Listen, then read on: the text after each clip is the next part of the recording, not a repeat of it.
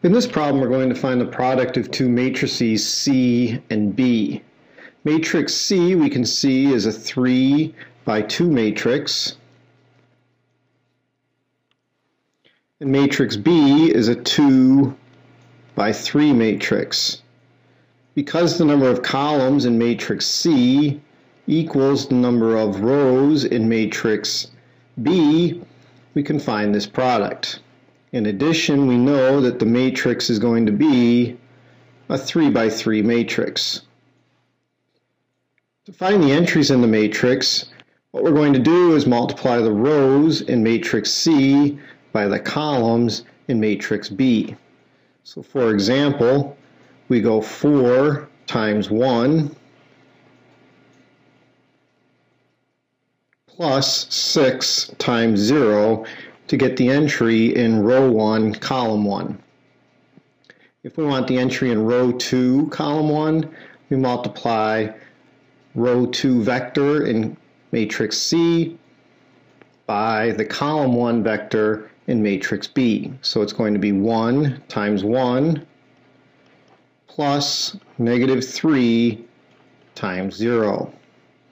To get row 3, column 1, we find negative 1 times 1 plus 8 times 0.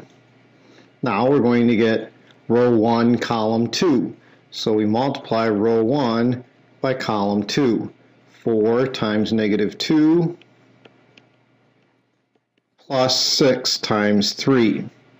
Row 2, column 2 is row 2, column 2.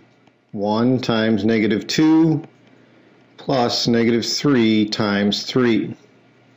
Continuing in this fashion, row 3, column 2, negative 1 times negative 2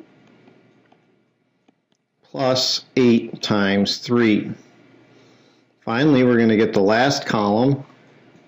First, we'll get row 1, column 3, row 1, column 3, 4 times 5 plus 6 times 1.